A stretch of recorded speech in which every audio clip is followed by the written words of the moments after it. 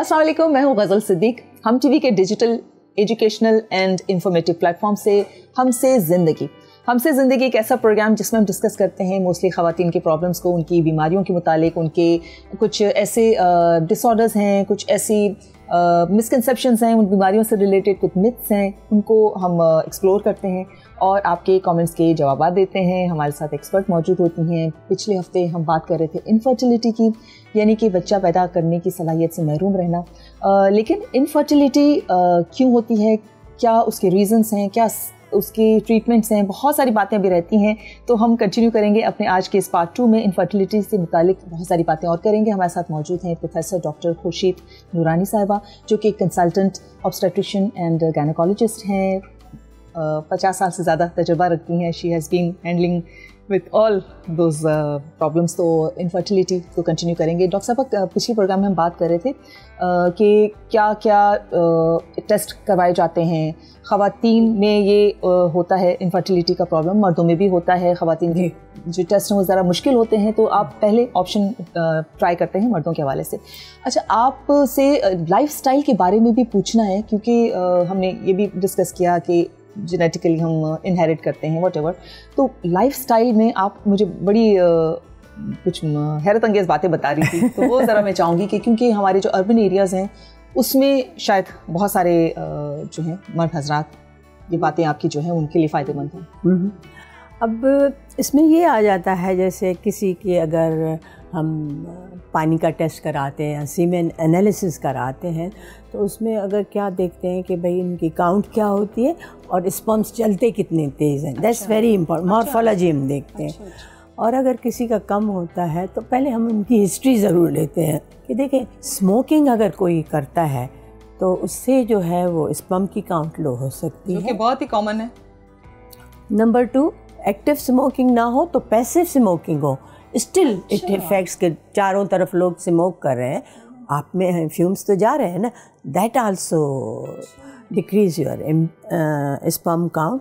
उसके अलावा जो है वो अल्कोहल, पीना वगैरह इतना नहीं इफ़ेक्ट करता जितना स्मोकिंग ज़्यादा करती है। और तीसरी बात ये होती है कि हीट, अगर कोई जैसे हम कहें कि फर्नेसेस में काम करते हैं, हीट बहुत ज़्यादा है, that also effects your count. और जैसे स्टील मिल में जैसे कोई काम करे ये वो, तो उनको भी इफ़ेक्ट करता है। मतलब कि जो टेम्परेचर है, टेम्परेचर हाई टेम्परेचर में आप काम कर रहे हैं, हाँ, वो बहुत ज़्यादा गर्म नहीं होना चाहिए। आते हैं इस टेम्परेचर पे, जैसे आप बहुत हॉट बाथ ले रहे हैं, आदत है, अच्छा, हाँ, बहुत हॉट बाथ ले लंबे रहे हैं, टाइम तक चल रहे हैं, तो वो भी स्पर्म काउंट पे इफ़ेक्ट करता है। और अलग एक और बात है कि हॉट बाथ के अलावा आजकल जैसे लैपटॉप वगैरह रखे रहते हैं यहाँ पे सारा दिन चल, तो उसमें बड़ा इफ़ेक्ट पड़ जाता है। तो अगर किसी की लो होती है स्पर्म काउंट, या स्लो चलते हैं, या उनकी मॉर्फोलॉजी सही नहीं है। अच्छा, लैपटॉप से आपकी मुराद कि जब आप लैपटॉप अपने लैप पर रख के काम कर रहे होते तो वो बहुत हीट अप हो जाता है ना, गर्म हो जाता है। हाँ, गर्म।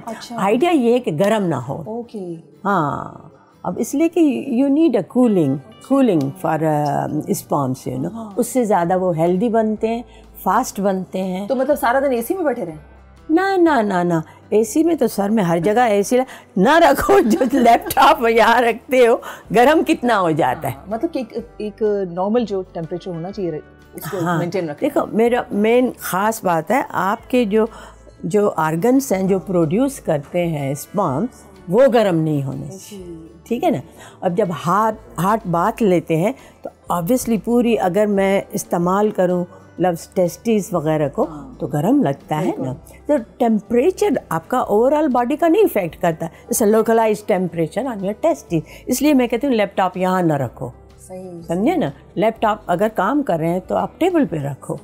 तो ये चीज़ें, तो डॉक्टर साहब, बहुत सारे ऐसे प्रोफेशंस होते हैं, जैसे कुक होते हैं, शेफ्स होते हैं, जो पूरा दिन किचन में काम कर रहे होते हैं, गर्म उसमें एनवायरनमेंट में, तो उनके लिए फिर क्या ऑप्शन है, क्या करें? नहीं देखो ना, वो तो कैसे बचाएं? वो तो ओवरऑल गर्म हुए ना, पूरी गर्मी, लेकिन इतना तो हॉट नहीं होता। देखें, एक आप टेम्परेचर अगर थोड़ी देर रखें, टेलीफोन ही लगा रहे हैं कान पे तो कितनी गर्म हो जाती है ना। सिमिलरली आप देखें, एक लैपटॉप रख के देखें, अगर 2 घंटे तक एक ही जगह रखे रहें तो कितना गर्म होता है। उसको अवॉइड करें, और अवॉइड वो करें जिनको प्रॉब्लम है, नहीं है तो चलो ठीक है। और स्मोकिंग भी वो करें जो इसको प्रॉब्लम है। सही, ये बात क्लियर हो गई कि अगर कि आप ऑलरेडी इस तकलीफ दे और बहुत ही चैलेंजिंग जर्नी से गुजर रहे हैं तो क्यों you have to be very careful। हाँ, अगर उनकी काउंट लो है या स्लो चल रहे हैं उनको, लेकिन एक मर्द होते हैं जिनमें काउंट 0 आती है, हर चीज़ 0 है, देन वी हैव टू सी कि कहीं कोई ब्लॉक तो नहीं है।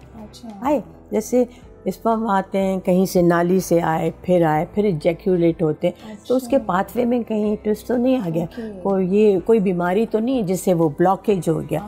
जैसे बच्चों में पैराथायराइड होते हैं या मम्स नहीं निकलते, लोग बच्चों को मम्स निकलते हैं, जिनको मम्स निकलते हैं उनकी डायरेक्ट टेस्टिस इफेक्ट होती हैं।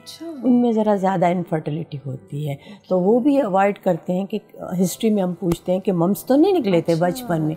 अब निकले थे तो उसका तो कुछ नहीं कर सकते, निकल गए तो, लेकिन उसको काउंट करना चाहिए कि मम्स की वजह से ऐसा हुआ है, आया या ब्लॉकेज की वजह से हुआ है। उसमें आपको डायग्नोस करने में आसानी होती है। हाँ ना, और क्या। अगर ब्लॉकेज है तो ब्लॉकेज को खोल के अनास्टोमोसिस करके खुला कर देते हैं। जैसे एक पाइप बंद है, बंद पाइप को आपने खोला या उसको उतना काट के जोड़ दिया तो खुल गया ना रास्ता, तो फिर तो सही है। फिर सही। अच्छा डॉक्टर साहब, जिन खवातीन या मर्दों का वजन बहुत ज़्यादा बढ़ जाता है, ओबेसिटी, तो क्या ये भी फैक्टर काउंट करता है?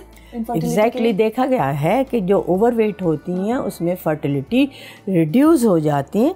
लेकिन जब भी हम पेशेंट जो कोई भी ओवरवेट होती है, ज़्यादातर कोई कम्युनिटीज़ होती हैं उसमें ज़्यादा मोटापा होता है, and they feel happy you know about that. तो अगर मैं कहूँ कि ज़रा वजन कम डॉक्टर साहब, हम बहुत ही लिहाज में बात कर रहे हैं, लेकिन हम जिस तरह से हमारा लाइफस्टाइल है, हमारे खानों का जो डूबे हुए ऑयल में और जंक फूड, और जैसे पठान होते हैं वो रोटी ज़्यादा खाते हैं ना, बहुत ज़्यादा खाते हैं। वो कहते हैं हमारी आदत है, इतनी बड़ी रोटी हम खाएंगे। तो अगर मैं कहूँ कि देखें थोड़ा सा वेट रिड्यूस करें, तो वो कहेगी मेरी बहन के तो 10 बच्चे, मेरी चाची के तो इतने बच्चे, आप मुझे क्यों कहें? तो मैं उनको समझाती हूँ कि ये ज़रूरी नहीं है कि उनके आप थोड़ा सा रिड्यूस करें तो बड़ी आसानी हो जाएगी आपको। ये सिर्फ ये नहीं है कि सिर्फ मोटापा है तो भाई बच्चा नहीं होगा, लेकिन उसमें इंसिडेंस ऑफ फर्टिलिटी रिड्यूस हो जाता है। हाँ, ये बात। तो अगर वज़न ज़्यादा है तो उसको भी कंट्रोल करो तो अच्छी बात है। और कौन से ऐसे फैक्टर्स हैं जिनसे हम बच सकते हैं इनफर्टिलिटी के वजह से? बस अब आप अगर कंबाइन फैमिली में रह रहे हैं और आपकी ऐसी है और हर वक्त आपके अड़ोस पड़ोस वाले चिक करें बच्चा हुआ बच्चा, तो उससे अवॉइड करें। और जनरली स्पीकिंग जो है ना, आप अपने आप को बिज़ी रखें, सही रखें और टेंशन ना लें ज़्यादा। अगर टेंशन लेंगी तो फिर ज़रा मुश्किल पड़ जाती है। अच्छा, उसमें कुछ ऐसी कोई मेडिकेशंस का तो रोल नहीं है, क्योंकि हम कुछ भी दवाएं खाते रहते हैं? नहीं, मेडिकेशन का डेफिनेटली है। जब हम इन्वेस्टिगेट कराते हैं तो अगर किसी को थायराइड की कमी है तो भी इफ़ेक्ट कर जाती है फर्टिलिटी। और किसी को ट्यूबरकुलोसिस है। हाँ, देखिए ट्यूबरकुलोसिस एक कॉमन चीज़ है हमारे मुल्क में, और ये छोटी छोटी बच्चियाँ होती हैं ना, कहीं कोई थूक रहा है टीबी वाला, यहाँ वहाँ जाके बैठ जाती हैं, असेंडिंग इन्फेक्शन जाता है ऊपर, पता नहीं चलता उस वक्त। जब वो बड़ी हो जाती हैं, बच्चा नहीं हो रहा है, तो हम डायग्नोस करते हैं तो उनको इंटरनल जेनिटल ट्रैक्ट की ट्यूबरकुलोसिस होती है।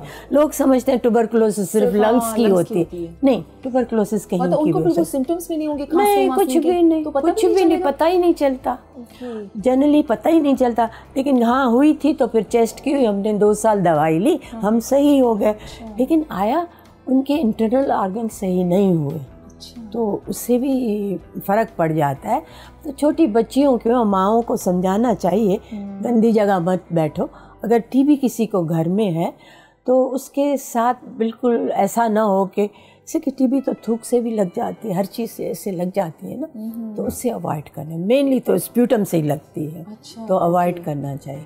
उनको नहीं पता, यहाँ थूका, थोड़ी देर में वहीं बैठ गए, है ना, तो फिर इंटरनल बीमारी लग जाती है उससे भी। और इसके अलावा कोई ऐसे इन्फेक्शंस जैसे उसकी वजह से? हाँ बिल्कुल बिल्कुल, जैसे हम कहते हैं STDs, सेक्शुअली ट्रांसमिटेड डिजीज़।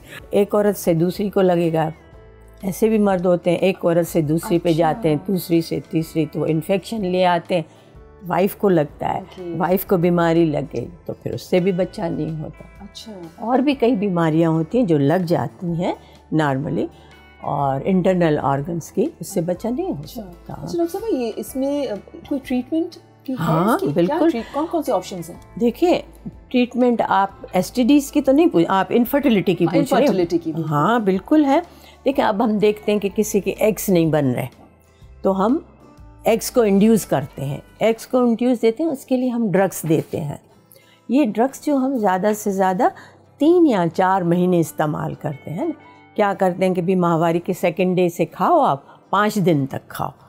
अब हमारे यहाँ क्या होता है, इतनी एजुकेशन नहीं है, तो लोग क्या कहते हैं, एक डॉक्टर के पास जाते हैं, 5 दिन दवाई खाई, फिर दूसरे डॉक्टर के पास गए, 5 दिन दवाई, फिर तीसरे के पास गए, 5 दिन दवाई के।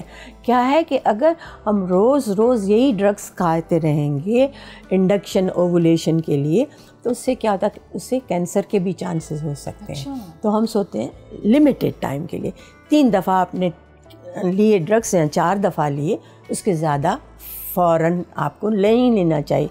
और आपको पता होना चाहिए कि बच्चा इसलिए तो नहीं हो रहा कि एग्स नहीं बन रहे, तो दवाइयाँ खाओ। लेकिन आपको अगर बच्चा ट्यूब्स ब्लॉक है तो आप ट्यूब्स की ट्रीटमेंट कराओगे, एग्स तो आपके हैं। अगर आपके कहीं भी ब्लॉकेज आ रहा है, जैसे सर्विक्स में है, कहीं है, तो आप उसकी करें। या आपको कोई इन्फ्लेमेशन है या कोई बीमारी है, जैसे डिस्चार्ज वगैरह आ रहा है, ये तो आप उसका इलाज करवाएं। तो हमें पहले पिन पॉइंट करना चाहिए कि आपको चाहिए क्या। ये ज़रूरी नहीं है कि हर वक्त आप जो है इंडक्शन करें ओवुलेशन की, कि एग बनाओ। सिर्फ एग बनाने से, एग बनाया रख लिया, क्या हो गया, बच्चा तो नहीं होगा। जब तक कि एग सही रास्ते पे नहीं जाएगा, स्पर्म सही रास्ते से नहीं आएगा, फिर ही बच्चा होगा ना। सही। तो डॉक्टर साहब, ये जो आपने कहा कि एग्स बनाने के लिए आपने मेडिकेशंस पे अगर जा रहे हैं, तो कितना टाइम जाना चाहिए, मतलब कितना टाइम तक ये इलाज चलना चाहिए कि अगर 3 से 4 महीने। अच्छा। 3 से 4 महीने। और अगर फिर उससे रिजल्ट ना मिले तो क्या करना चाहिए? तो उससे पहले तो आप पहले देखो मसला क्या है। सिर्फ एग का मसला है या मसले तो बहुत ज़्यादा है ना। आपने सही ड्रग दिया भी है या नहीं। अगर पता चलता तो मसला तो कोई और है, अगर पता चले नहीं मसला कोई और नहीं है, एग्स भी नहीं बन रहे हैं, तो देखो अगर एग्स नहीं बन रहे हैं तो आप IVF भी नहीं कर सकते, इन विट्रो फर्टिलाइजेशन नहीं कर सकते। ओके। आपके एग्स को तो बनना ही बनना है, उसके बाद हम इन विट्रो फर्टिलाइजेशन कर सकते हैं। IVF हम सिर्फ उन लोगों की करते हैं जिनके ट्यूब्स ब्लॉक होते हैं। अच्छा, नंबर 1। अच्छा, IVF का वैसे सक्सेस रेट क्या है? बहुत कम, 20 से 28।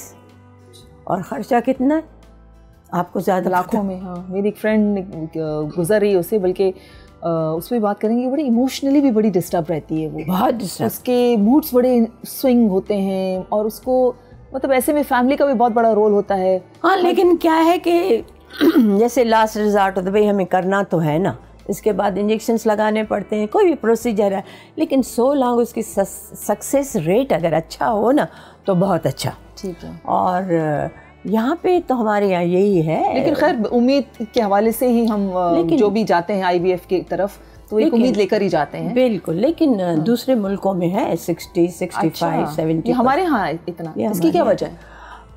देखिए हमारे यहाँ कोई अगर मैं कुछ कहूँ तो सब नाराज़ हो जाएंगे, कोई स्टैंडर्ड लैब्स का या करने का इतना सेंसिटिव नहीं है जितना बाहर है। तो सब नाराज़ क्यों होंगे? कुछ हकीकतें हैं, बहुत तल्ख हकीकतें हमें माननी भी पड़ती हैं। वहाँ तो लैब्स भी ऐसी होती हैं कि जहाँ थोड़ी सी वाइब्रेशन भी नहीं आनी चाहिए बाहर की, तो वो बड़ा हाईली सोफिस्टिकेटेड, हाइजीनिक और एवरीथिंग। हाँ, एवरीथिंग होते, तो उसमें सही रहता है। सही। अच्छा, और IVF के अलावा क्या ऑप्शंस है? अगर मर्द में किसी तरह की कोई कमी है तो उसको कैसे ट्रीट किया जाए?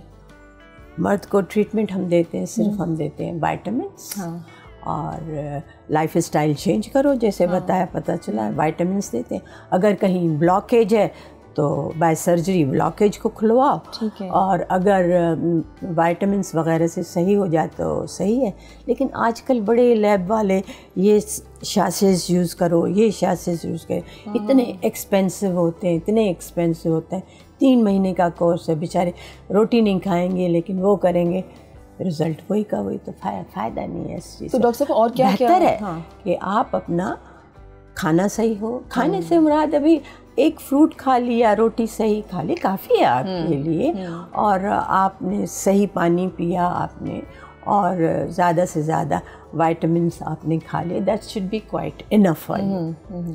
लेकिन ब्लॉकेज है तो ब्लॉकेज खुलाओ। बाकी इम्प्रूवमेंट, और जैसे बताया मैंने, हार्ट बाथ ना लो, ये ना करो, स्मोकिंग ना करो। बहुत सारी पेशेंट्स आते होंगे इनफर्टिलिटी के हवाले से, सबको तो जाहिर है आईवीएफ की जरूरत भी नहीं पड़ती होगी। तो कितना परसेंट आप समझती हैं कि अगर किसी को कोई ब्लॉकेज है या एग्स नहीं बन रहे या व्हाटएवर, तो वो ठीक हो जाता है? कितनी होप है?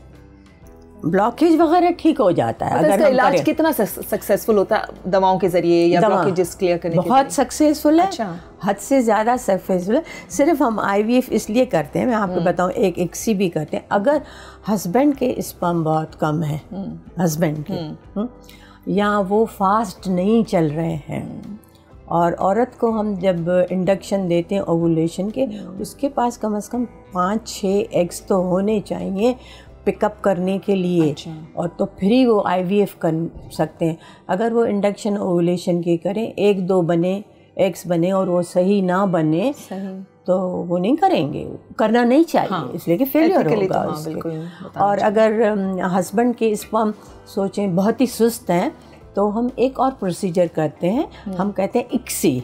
अच्छा। इक्सी उसमें ये होता है कि अंडा लिया, बाहर लैब में निकाला, और स्पर्म लिया, और उसमें स्पर्म को डायरेक्ट डालते हैं। अच्छा। लैब में। अच्छा। बच्चा बनाया, मतलब यूट्रस से बाहर। अच्छा। आपने डिश में बच्चा बनाया, आपने इंक्यूबेटर में रखा, आप उसके सेल्स थोड़े बढ़ना शुरू हुए, फिर जब कुछ से अप्रॉक्सीमेटली कितनी साइज़ का हुआ, फिर आप यूट्रस में डालते। ओके। है ना, बच्चा तो हमने बाहर बनाया। बिल्कुल। हाँ, बच्चे को अब एम्ब्रियो जो बना, उसको हम अंदर यूट्रस में डाल। अच्छा, पर ऐसे में बाद में भी प्रॉब्लम्स हो सकते हैं, या वो फिर बहुत स्मूथली? ना, उसको फिर बेचारी को कुछ इंजेक्शंस लगाने पड़ते हैं। प्रोजेस्टेरॉन का इंजेक्शन चंद महीने तक लगाने पड़ते हैं, 4 महीने तक काफ़ी ख्याल रखना पड़ता है।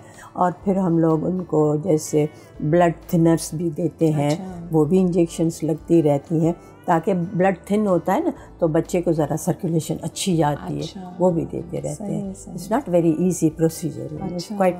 और अगर जो समझदार औरतें होती हैं वो तो कर लेती हैं, जो इतनी पढ़ी लिखी नहीं होती तो इग्नोरेंट होती हैं, तो उसमें ज़रा मिस्टेक कर जाते हैं। अच्छा।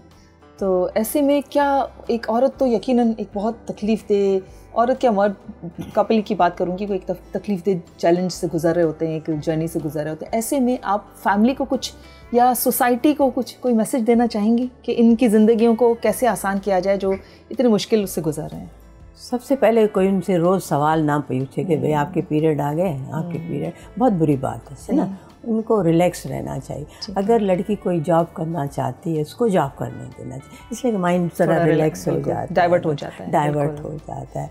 और अगर औरत का ही प्रॉब्लम है तो, और दूसरा कोई फैमिली को इंटरफेयर ना करना चाहिए। कम से कम 2 साल तो उनको छोड़ दो, अगर यंग कपल है उनको छोड़ दो। बिल्कुल। ऐसे नहीं कि बहू कहाँ गई थी, हमारे यहाँ पूछ के जाते हैं, पूछ के आते हैं, you know such a bad questions, you know you ask them.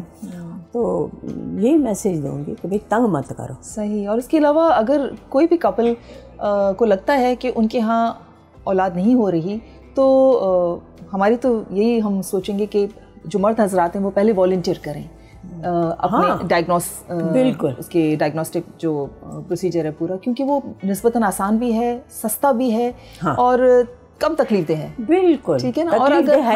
और अगर वो बिल्कुल ठीक है तो फिर वो अपनी स्पाउस को जो है वो ले जाए तकलीफ से। हाँ, ठीक है, बिल्कुल। और नो डाउट कि औलाद एक बहुत बड़ी नेमत है, लेकिन there is still a hope. Doctor साहिबा, बहुत सारी चीज़ें, अगर आपने IVF करा या आप में ऐसा प्रॉब्लम हो ही नहीं सकता, बात सुन, तो कितने अच्छे बच्चे होते हैं, अडॉप्ट कर लो, बिल्कुल अडॉप्ट कर लो। पता नहीं हमारी सोसाइटी में थोड़ी कम है अडॉप्टेशन, ऐसे इतने बड़े बड़े घर होते हैं, एक अच्छा बच्चा अच्छी फैमिली में पल जाता है, कितना अच्छा होता है, तो अडॉप्टेशन पे जाए। बिल्कुल।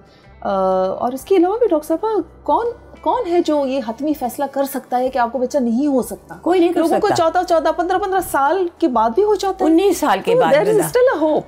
आप सोचें, मेरे पास कई ऐसी औरतें हैं, एक लड़की है जिसको कभी पीरियड नहीं होते थे, रोए मुझे हो ही नहीं। फिर मैंने उसे समझाया, देखो फिर भी 18% ऐसे होते हैं जिनको स्पॉन्टेनियस ओव्यूलेशन हो जाती है बच्चा।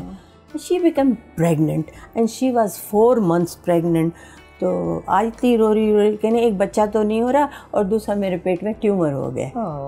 तो मैंने चेक किया, मैंने कहा ये तो बच्चा है, या मुझे बच्चा तो हो ही नहीं सकता। अच्छा, मुझे बच्चा तो हो ही नहीं सकता। भाई ये बच्चा है, वो माने ही नहीं ना। अच्छा। कैसे हो? देखिए ये मिरेकल्स भी तो है ना, मिरेकल्स भी तो है ना। हाँ बिल्कुल। किसी औरत को 40 साल की हो जाती, बच्चा हो गया, तो आप खुदा की कुदरत से तो मायूस बिल्कुल होना ही नहीं चाहिए। और ये तो अमल ही ऐसा है कि इसमें आप रिलैक्स रहें, खुश रहें, स्ट्रेस से बचें। तो जब आप सोचते हैं हम बड़े हो गए, हमें बच्चा ही नहीं होगा, हो जाता है। बिल्कुल। तो थैंक यू डॉक्टर साहबा, बहुत सारे क्वेश्चंस जो हैं वो मैंने आपके कमेंट्स से कुछ लिए थे क्वेश्चंस आपकी, तो आपने रिप्लाई किया, सो नाइस ऑफ यू। और आप हमसे ज़िंदगी में हमारे साथ रहिएगा इस पूरी जर्नी में। आपके कोई प्रॉब्लम्स हों, आप हमें कमेंट्स करें, आप हमें ईमेल करें हमसे ज़िंदगी@hum.tv पर। और इसी तरह से साथ रहेंगे, फिर नेक्स्ट वीक मिलेंगे। अल्लाह हाफ़िज़।